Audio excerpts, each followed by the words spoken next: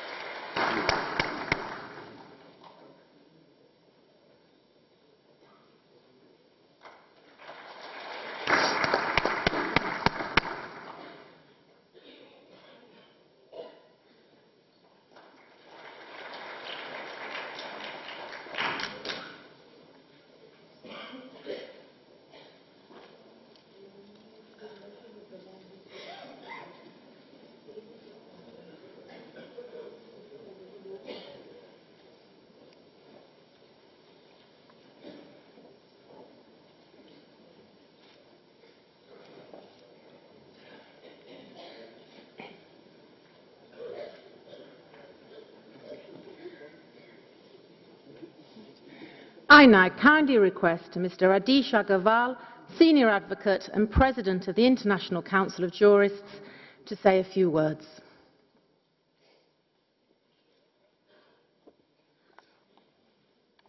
Her Excellency the President, Srimati Pratibha Patil, Honorable Chief Justice of India, Mr. Justice K.G. Balakrishnan, the Right Honorable the Lord Phillips, the Lord Chief Justice of England and Wales, Honorable Judges of Supreme Court, former Chief Justice of India, Honorable Dr. Justice A.S. Anand, Mr. Fernando Pombo, the President of International Bar Association and the President of International Council of Jurists, Honorable Minister of State for Law and Justice, Mr. Venkatpati, Honorable Judges of High Courts and Supreme Courts, my dear friends, Member of Parliament, Mr. V. Narayanaswamy, and other members of Parliament, judicial officers, office bearers, executive members of different bar councils, bar associations, respected professors, research scholars, students, and friendly, a very good morning to all of you. I feel overwhelmed by the large participation of dignitaries from India and abroad.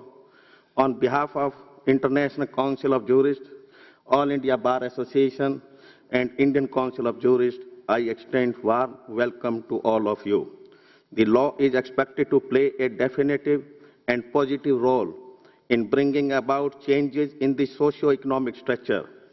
It is in the fitness of things that we emphasize and highlight the fundamental role of law in society and remind ourselves of the great purpose which law is intended to serve in a republic governed by the rule of law.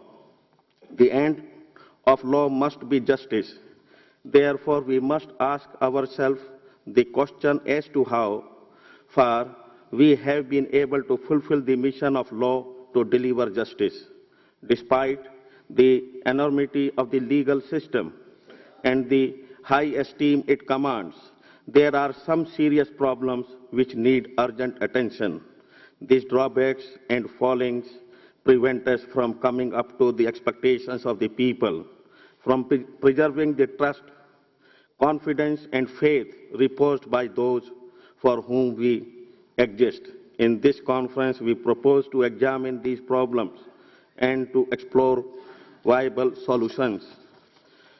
This occasion is also marked by the presentation of International Jurist and Law Day Award ceremony, an opportunity to recognize the efforts of our brothers who have made us proud, who have kept the flags flying high, who have given us reason to smile, who have risen to the occasion when the situation so demanded and have stood strong for the human rights and individual liberty.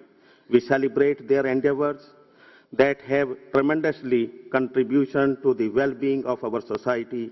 We are all the more privileged to witness the presentation of the awards by none other than the head of the executive, Her Excellency the President of India herself, in keeping with tradition. With all this, let us on this solemn occasion rededicate ourselves to serve the society, particularly the poor and disadvantaged sections of the society, to ensure equal justice to all and take all steps to provide speedy and inexpensive justice. Thank you. Thank you, Mr. Agarwal. I would now kindly request Mr. Fernando Pombo, the President of the International Bar Association, to address the conference.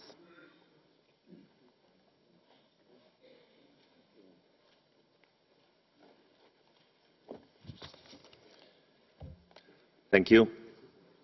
Her Excellency, President of India, Excellency Chief Justice, Excellencies, very distinguished guests, as President of the International Bar Association, I'm very, very honored to participate in this very important event of the legal profession in India, in Asia, in the world.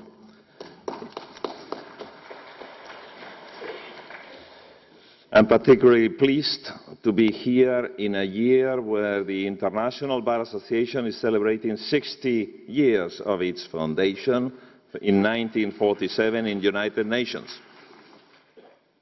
60 years that are also 60 years of this admired country of India, and I'm very proud to say that both our institutions, your great country, and the International Bar Associations are developing extremely well.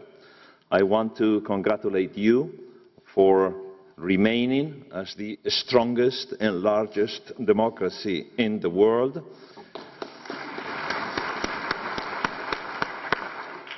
To be such an example for many other countries worldwide of keeping the extremely difficult balance between rule of law, state of justice, and security.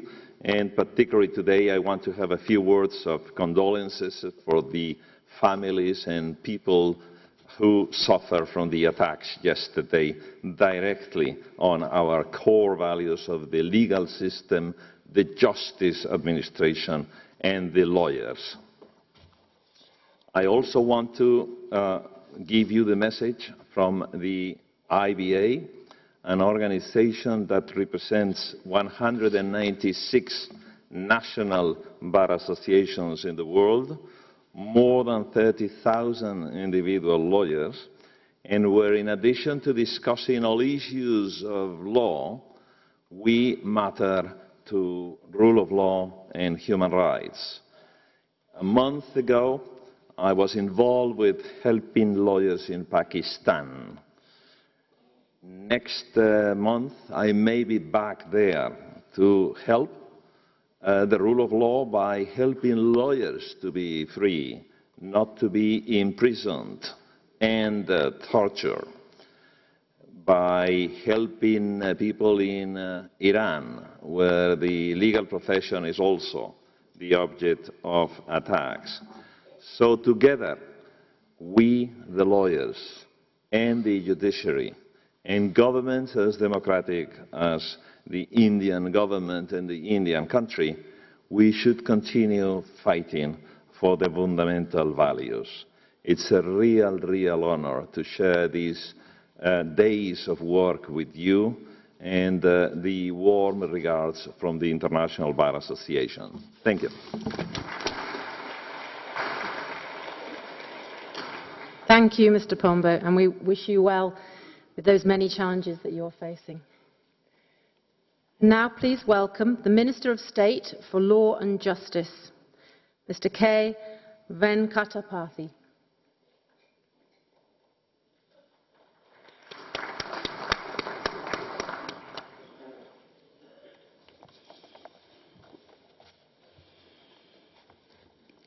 Her Excellency, the Honorable President of India, Honorable Chief Justice of India, Sri K.G. Balakrishnan, Honorable Lord Chief Justice of England and Wales, Mr. Phillips, Honorable Justice Anand, former Chief Justice of India, Mr. Fernando Pombo, President, International Bar Association, Mr. V. Narayanasamy, Member of Parliament, President, Indian Council of Jurists, Gopakumaran Nair, Chairman of the Bar Council of India, my friend Mr. Adish Agarwala, President, International Council of Jurists, delegates from around the country and beyond. I congratulate the International Council of Jurists, All India Bar Association, and the Indian Council of Jurists for organizing this conference on rule of law and conferring the Jurists Award and National Law Day Award on legal luminaries. Delhi has a long association with the rule of law, both with the development of rule of law as a concept and, more importantly, with its implementation in all spheres of governance. I am happy to recall that it was in a similar conference of international jurists in 1959, the Declaration of Delhi was adopted, defining and clarifying the concepts. The Delhi Declaration gave rise to three important elements in the concept of the rule of law.